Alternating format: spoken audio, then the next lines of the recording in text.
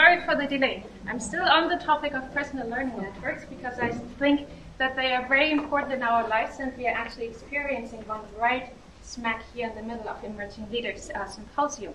And so what I'm planning to do is kind of take you through the components of a definition of personal learning networks and see how they can come actually into play for us.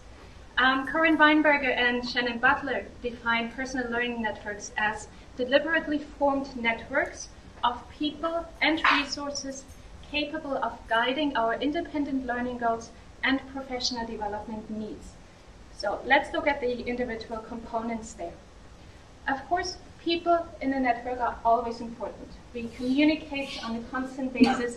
We need to exchange ideas. We need to talk things through. We do brainstorming.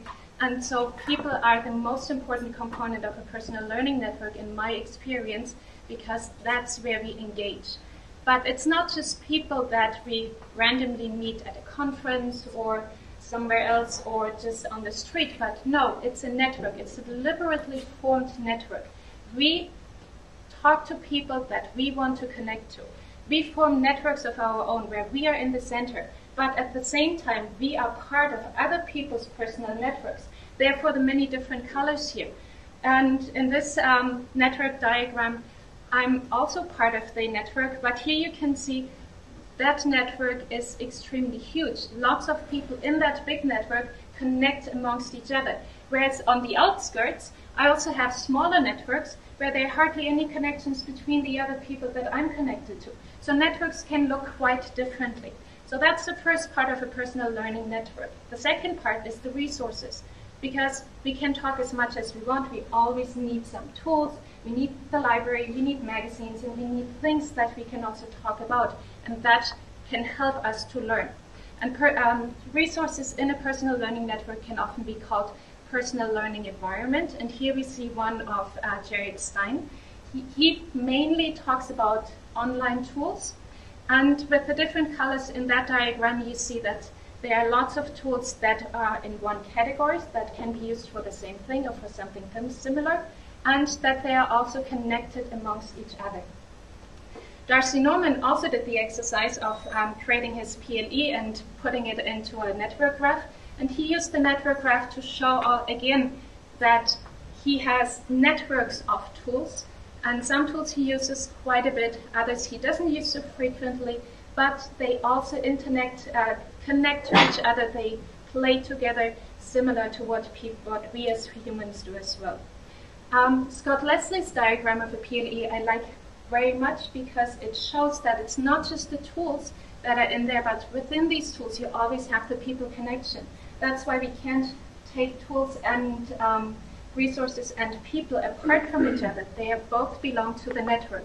And the network guides us in our learning. Because we form a network deliberately, we want the resources and the people from that network to help us to learn, to grow, to be nurtured. And we, of course, also share and do the same thing in the personal networks of these other people. So with the guidance of the network, we can achieve our personal learning goals. We can set these goals. For example, communication goals. How can we communicate better with students, with teachers, with colleagues, with friends, but also how can we use technology in a better way? What are our personal overall career goals? A second part in which a personal learning network can guide us quite nicely is in figuring out our professional development needs. Why are we here? Did somebody tell us about it? Were we motivated ourselves?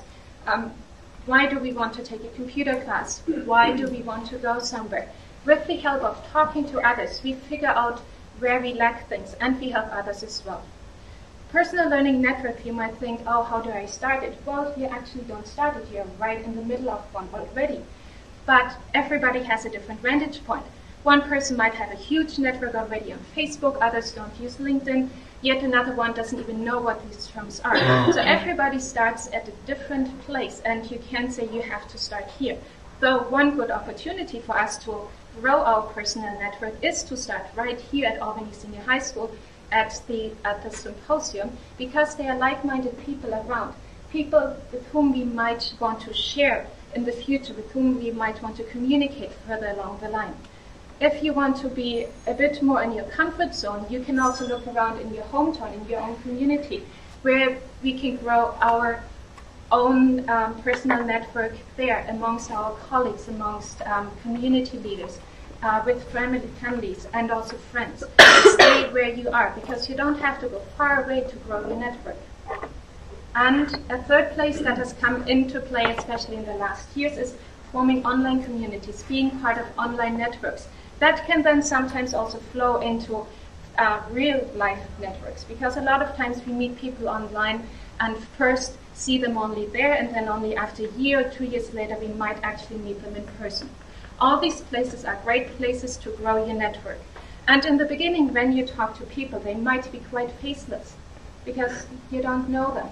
But the more you talk to them, the more we also engage with them, the more we learn about them, and the more we also reveal about ourselves, the more they become our friends, or the closer they get to us, and we can actually laugh quite a bit with them. We can become friends, we can share ideas more easily, and once we've communicated with people maybe for a year or longer, just through webinars, online forums, via Twitter, and we meet them at a conference or in a school or on the street, you don't have to start a conversation, hi, how are you, who are you, but you continue the conversation that you already had online. And all that makes up what we are and what we can be as network teachers. Because in a personal learning environment, and personal learning network actually, it is the people, it's the colleagues, family, friends, and also the local community that make it up, and the resources on the site.